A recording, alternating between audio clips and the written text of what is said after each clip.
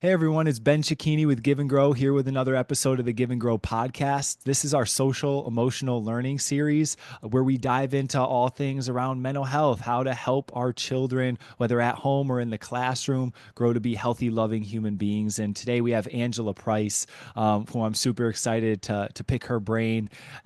Angela is an elementary school counselor. She has her master's degree in mental health counseling and is also just waiting for that letter to come in the mail that she's received her LPC, her licensed professional counselor certification. So, Angela, thank you so much for taking the time to be here today. Thank you so much for having me. I'm really, really excited at this opportunity. I'm a big, big fan and advocate for SEL. Awesome, awesome. And yeah, so for those of you guys tuning in, this is really meant to be aimed at parents and teachers to just help these young kids, whether, elementary school, like, Angela's expertise or older, develop these skills that are going to help them succeed in life and navigate life's challenges. So speaking of life's challenges, one of the things Angela recently shared with me was around her family's experience with her son. And I was just hoping that, Angela, you'd be willing to share a little bit more about that story of your son and how social emotional learning helped you guys through. Absolutely. So not only do I teach SEL, obviously at the school that I work with, but my husband and I are huge proponents of social emotional learning at home as well. Because for one thing, we're, trying to raise happy kids into happy, healthy adults, but also between the ages of 3 and 4, my son, who's 5 years old now and is very healthy, but from the ages of 3 to 4, um, he was battling stage 4 Wilms tumor, which is a childhood kidney cancer. And if I get a little crack choked up, it's good. Everything ends well. But um, my counseling skills really, really came in handy because of the gift of just allowing him to better process what he was going through.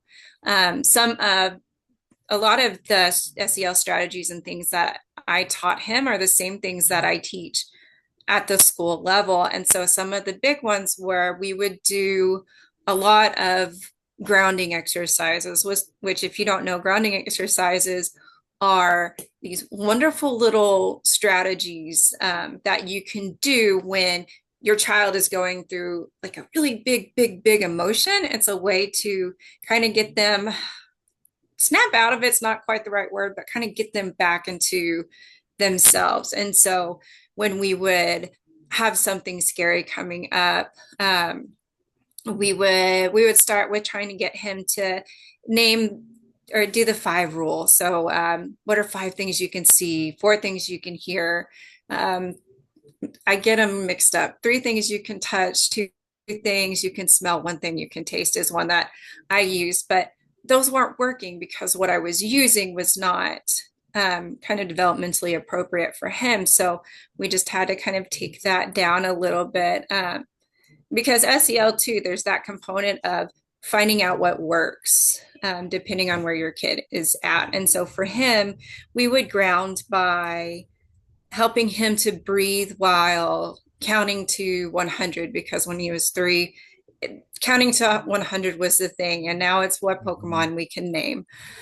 We would also do a lot of modeling how to label our emotions because we were all going through this brand new stage of life. So you can only imagine how just extra big and extra brand new that is for a 3 year old. And so we wanted to give him the ability to label what he was feeling because if you can name it, you can overcome it. And so Mhm. we would do a lot of intentional, well, I'm feeling really tired today because we had to stay up late last night waiting on tests, or I'm feeling really sad today because I thought we were going to get to go home tomorrow, but that's okay. We'll be able to go home the next day. And so it was just a lot of just being really intentional with helping him to navigate through these really big, scary emotions and scary feelings at the developmentally appropriate age,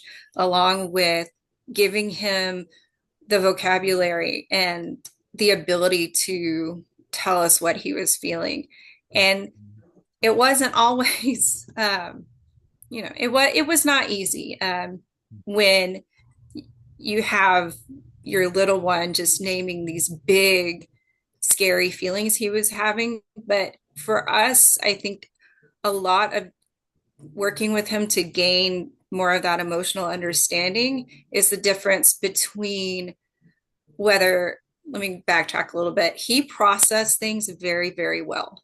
Um, when you ask him now what he went through, he's able to tell you, but he also focuses on the fun things that we got to do and the people he got to meet versus, if we hadn't allowed him to process those ways, viewing those times as really, really dark and scary, and having that dark and scary kind of hang out with him until he, or as he grows up. Mm-hmm. Yeah. Wow. Just first of all, thank you for sharing that. It touches your heart. Obviously, nobody wants to Mm-hmm. see any child go through those challenges of cancer.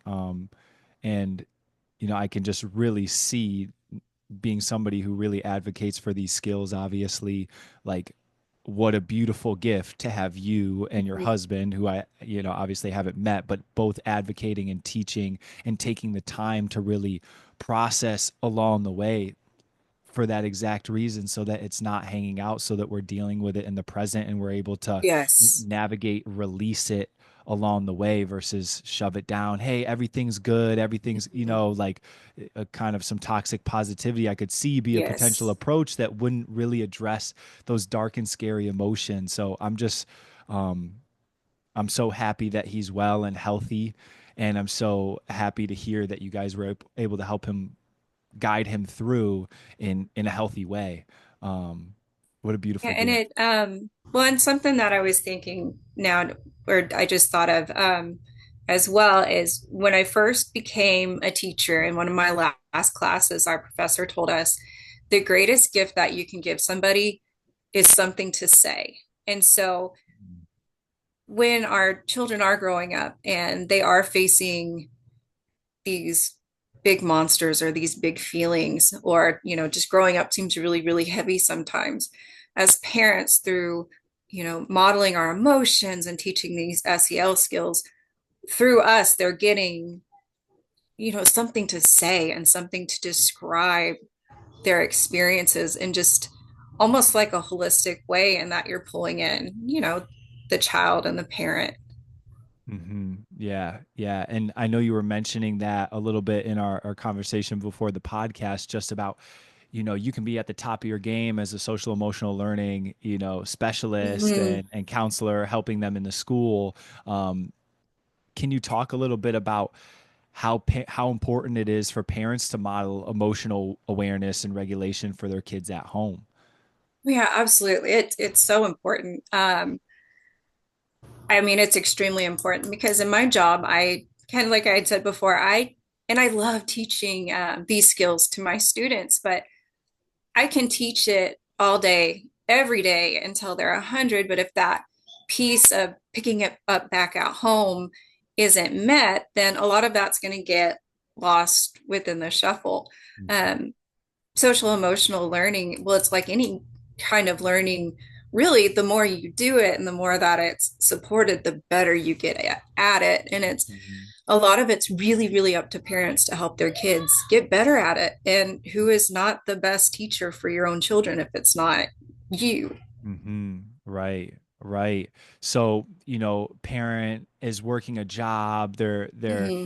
They got a lot on their plate. They Yes. most likely weren't taught this growing up.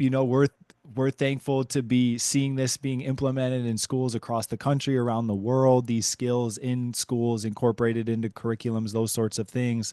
For a parent that might be new to this, Mm-hmm. what is like a tip that you have, maybe one Yeah. thing that would be powerful for helping them to build that awareness or regulation themselves? One of the biggest tips for me personally, because I grew up in a home where we didn't really talk about emotions. We weren't really open Mhm.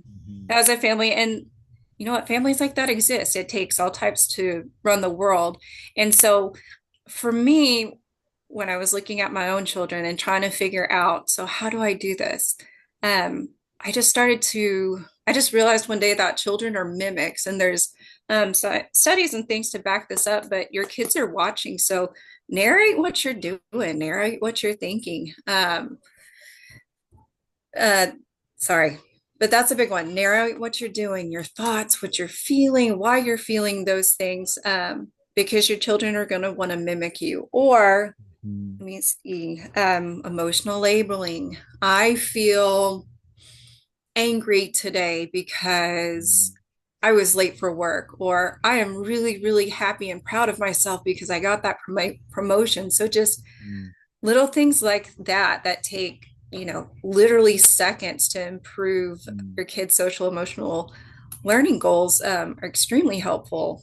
And this is coming from someone who, again, you know, wasn't always comfortable with talking about emotions. And it mm, did feel a little strange at first, but the more that you do it, just like anything else, the more natural place that it becomes. Um, Another thing that we do at our house is really just getting my kids to talk. It's like they get the space to process, but we kind of just, they have to tell us what's going on. mm, And mm, then just giving them the opportunity to be validated, or if they need that extra time to go spend some time by themselves to come back. Um, but for me, just again, the biggest things I can think of, just to go back to that modeling and narrating. Yeah, I really appreciate that. You know, I haven't heard somebody put it that way, narrating what you're going through. You know, I have my mom, I'll share, you know, something vulnerable. My mom passed away this past August. I've been feeling a lot of like anger coming up around Yeah. it, you know, the waves of grief that have been coming through.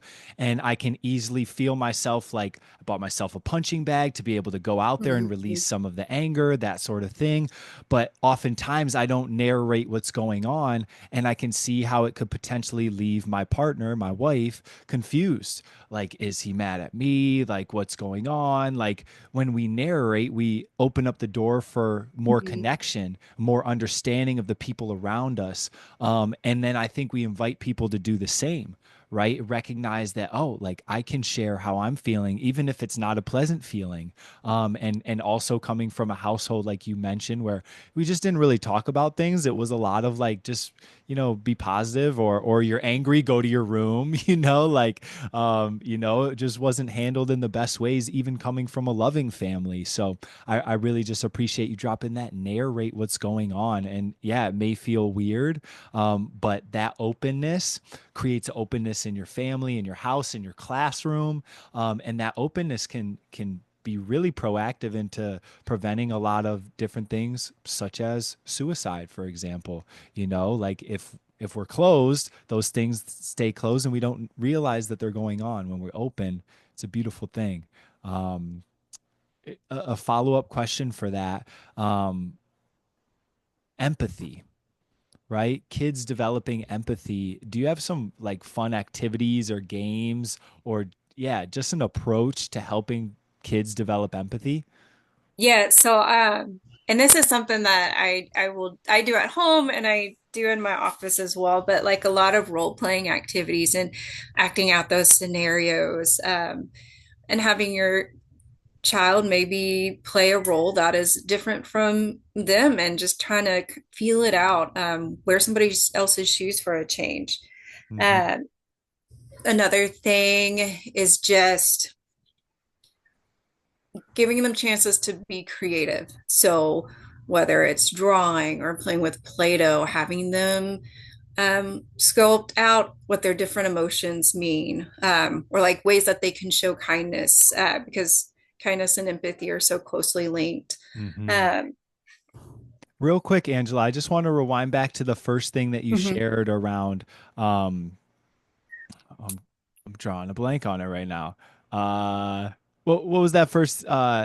Oh, role playing. That's what it was. Yes. With the role playing thing, how would you set that up? Like how like if we're walking a parent through that, how would you kind of help them get that role playing going with their kid? Yeah, totally. So if we are, and role playing is really good for really kind of any scenario that either if you're trying to teach a social skill or conflict resolution. So I really like in it's one of the things I really, really like role playing for. So say for example, you were trying to role play kindness and empathy. Trying to think. So think of some different scenarios where you would need to show empathy or you would need to show kindness. Get your kid or get your child in on it too. Come up with some Mhm. scenarios together. And then think about the different characters or the different people that you could play within this role play. Have somebody have your child maybe slip into, if they're having trouble with a friend at school, maybe have them slip into the shoes of that friend at school and Mhm. act out, what are some ways that they could talk to each other to maybe squash an argument? Or what do you think it feels like walking around in that friend's shoes for Mhm. a while? Um, Yeah. I will say one thing that I do really like to do within these role play scenarios is just to go back is come up with some scenarios as a family, because those are really going to be the best ones because you can pull from your own experiences as Mhm. well. Yeah, I love that. So you're really taking like real life situations potentially or made up ones. I really Hmm. feel connected to the real life situations, and then um, it seems very playful as well. Like, and I know from reading up on all the studies about how powerful Hmm. play is at being able to learn and download that information a lot quicker. So yeah, I can just imagine kind of like a playtime, but it's with intention. And that being a huge piece, I think, of all this, because there's so many scenarios in life. Are we being intentional with empowering our kids in these challenging situations or these fun situations as well? Um, you brought up like having trouble with a friend at school. Um, some parents out there might their kids might be having trouble maintaining or making friends. Do you have any advice, or how can parents support their kids in those scenarios? Yeah. So one thing that because my son is actually having some problems with that too right now. And so um, it's a lot of see where they're at. So one of the first things that I do when I pick the kids up from work is or I'm sorry, they don't go to work. When they go to school, is just kind of figure out like who did you play with? What did y'all do today? So you can kind of gauge like just kind of where they are. And then I work a lot again with my son and then other kiddos that I meet with on just like reciprocity. So, Mm. which can look like sharing skills or taking turn skills because reciprocity is so huge for little ones and it's one of those social skills that's sometimes kind of ignored. Mhm. Another thing that I would recommend is look for opportunities to um, let your kids get out socially. So sports are good, or if your community has um, a family park day or things like that. And so Mhm. just looking for those little opportunities to get them a little bit more social exposure, as well as one thing that I'm also really big on is just modeling healthy friendship relationships to my kids. So Mhm. Um, we do have some really close friends that come by frequently, and when we have the kids around, we just really make sure to kind of reinforce like, well, this is what a friend looks like. This is what a friend does. So Mhm. those are all a couple of tips and tricks that you could use for friendship making skills I love it. and for Checking. maintaining those skills as well. Yeah, I love it. Like checking in with where they're at school. I like summarizing things if you couldn't tell, No, but I love it. I love it. yeah. I was an English teacher for a while, so I love summary. There we go. There we go. Yeah, but checking in sounds like asking them where they're at, how is it going, and then modeling it once again. Um, Beautiful, beautiful. Thanks for breaking that down, Angela. Um, okay, things might get chaotic with kids, with families. I think they are bound to, right? Mhm. What's something you'd like to remind parents of that will support them and their kids when things start to get chaotic? Yeah, one thing that when I try to remind myself too is, um, especially with really young ones, don't, this is going to sound bad, or don't always take things so personally, because when we take things so personally, that's when we start to get elevated as well. I always kind of keep in the back of my mind, um, that my kids are still learning how the world, or they're just now learning how the world works. And at their age, they are a little self-centered, which is developmentally appropriate. So when they're having these really, really, really big emotions or these big tantrums, it's so tempting to like really take it personally and get elevated with them. So I just kind of sometimes have to take a step back, realize that this will pass, and then what I usually do is I will validate that big emotion. I give them a space where they can go feel that really big emotion. So if it's something like anger, um, and then check on them throughout. But for my family, it's really important that when they're having these emotions, they're really essentially allowed to have them in a safe space. Mm, Um, I will say the caveat to that, however, is that we do set up like certain boundaries to these big emotions. So it's okay to feel these really big emotions, but there are just some things that it's not okay to, you're not allowed, or it's not okay for you to do, like slam doors or mhm, hit sister. So it's mhm. giving them the space to be validated, to feel, but then, still try to help them deal with it in a way that is acceptable from our family. Right. Yeah. It sounds like a boundary on the behavior side of thing, but total allowance and acceptance, and almost an invitation to express Mm-hmm. the big emotion. I really appreciate that you create a safe space for them to go. I kind of alluded to it earlier growing up. If I was overly Mm-hmm. angry, it was kind of out of my parents' comfort zone. It's like, go to your room. Like, that wasn't necessarily the safe space. That felt like more of a punishment versus like, here's your safe space. Like, you Mm-hmm. can express yourself in here, and these are kind of the boundaries that we have. You mentioned anger. I just, if you don't mind diving a little level deeper on that specific emotion, like, what are some invitations on the behavior side of things for health in a healthy way, expressing anger? Right. So anger, and especially the younger you go, that is like one of those emotions that when it hits, it just kind of um I can't think of the word, like hijacks the brain for a second. Mhm.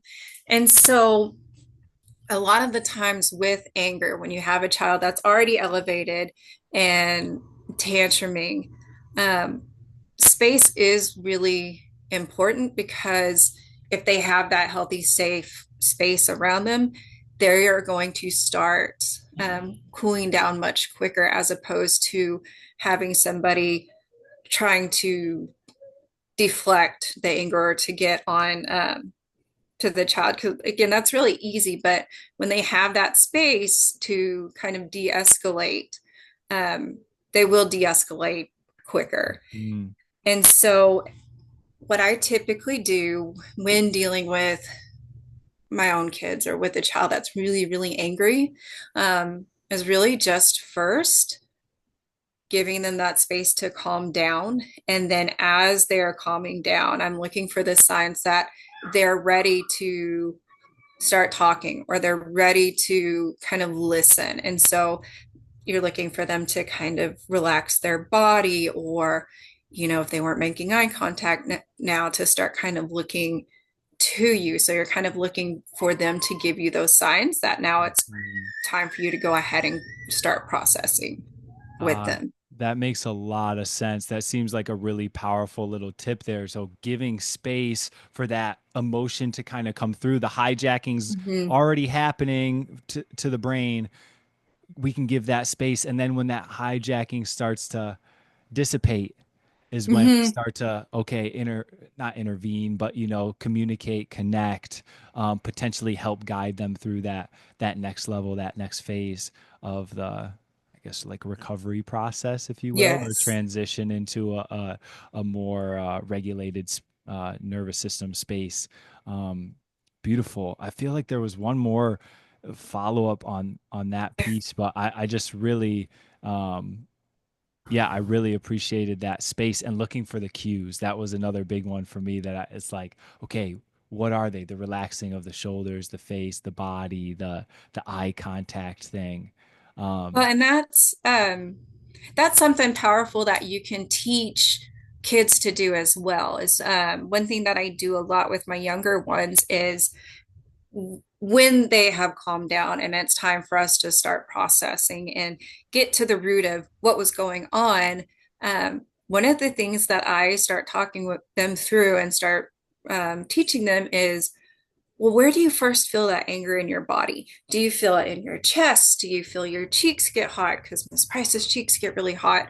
Um, do you clench your fist? And when I look at you, what I'm going to see. And so, what you're doing besides them letting you know kind of what signs you might see, they're starting to identify those signs in mm, themselves. And so, with the goal being that the more that they kind of practice listening to their bodies when they're getting angry, the quicker that they can realize that they're maybe they're being triggered, or right. maybe they are starting to ramp up, and then they can start finding ways to de-escalate themselves. Yes, beautiful. I love how you're just empowering that kid to build their own awareness, to be able to manage this on their own. Mm-hmm. And obviously being there to hold space. And I think that was the other point that came up as you were sharing around, like, allowing them the space to feel and process this thing takes a lot of awareness on our end. And I think it ties back into what you were saying of not taking it personally. Can I stay grounded and present and regulated